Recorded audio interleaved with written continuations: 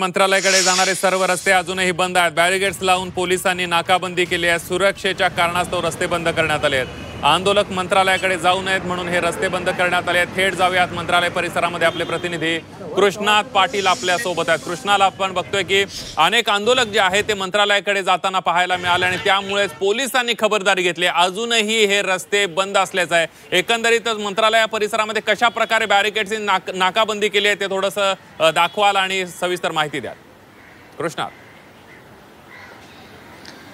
संदीप, कोणतीही अनुचित घटना घडू नये यासाठी पोलीस सतर्क आहेत आणि सकाळपासूनच मंत्रालय परिसरामध्ये अशा प्रकारचा बंदोबस्त ठेवण्यात आलेला आहे। कारण मंत्रालयाकडे जाणारे सर्व रस्ते अशा प्रकारे नाकाबंदी करून हे बंद करण्यात आलेले आहेत। कुठल्याही प्रकारचा रिस्क हे मुंबई पोलीस घेऊ शकत नाही आहेत आणि त्याचाच परिणामी या संपूर्ण परिसराला अशा प्रकारे पोलीस छावणीचं स्वरूप असलेलं पाहायला मिळतं। कुठल्याही आंदोलनकर्त्याला हे मंत्रालयाच्या दिशेनं सोडलं जात नाही आहे किंवा सामान्य लोकांना देखील या ठिकाणी सोडलं जात नाही आहे। आणि मंत्रालय परिसर आणि त्याचबरोबर जे समोरच्या बाजूला असलेले मंत्र्यांचे बंगले आहेत त्या ठिकाणी देखील मोठा पोलीस बंदोबस्त असलेला पाहायला मिळतोय। अशा प्रकारचे मंत्रालयाकडे जाणारे सर्व रस्ते अशा प्रकारे नाकाबंदी करून बंद करण्यात आलेले आहेत। कारण सकाळच्या वेळी हजारो मराठा आंदोलक हे मंत्रालयाच्या दिशेनं चालत आले होते, घोषणाबाजी झाली होती आणि त्यानंतर अशा प्रकारची दक्षता घेण्यात आलेली आहे पोलिसांकडून। आणि त्यामुळे संपूर्ण मंत्रालय परिसर असो किंवा विधान भवन परिसर असू दे या परिसरामध्ये अशा प्रकारे सर्वच रस्त्यांवर